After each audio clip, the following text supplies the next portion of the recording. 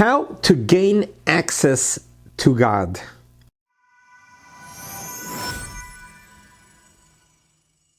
God, the omnipotent, the omnipresent, the creator of everything. How do we access God? How do we get God's ear to listen to us? In the Jewish calendar, there are 12 months. The 12th month, which is the month that we're in right now, is the month called Elul, E-L-U-L. It's an acronym of Hebrew words, I am to my beloved is to me. In the great book of Kabbalah, it writes that in this month, God Almighty, the King, is not sitting on his throne in heaven, where only exceptional people are able to get through into the chambers of chambers. But during this month, God Almighty comes down from the throne and walks in the field. The King is strolling in the field. And the Kabbalah tells us so clearly that the King is there waiting for you to come and approach. Anyone can approach the King during these days, and anyone could ask. And the King greets you with a wide smile.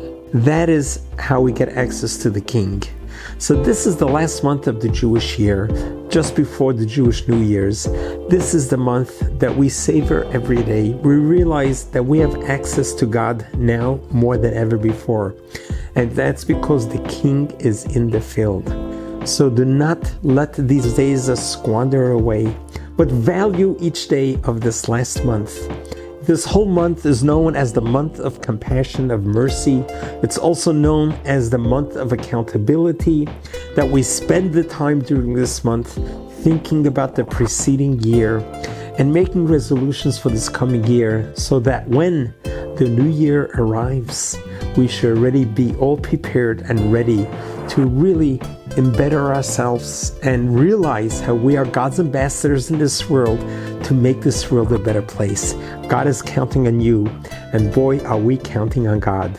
But this is the time that anyone can approach God, because the King is in the field. The King is there waiting for you to ask for anything, and you will be granted that. God Almighty waits for your prayers. God Almighty loves your prayers. And prayers are not just pre-prescribed words in the prayer book, but prayers is what comes from your heart. It's in your own vernacular, your own expressions.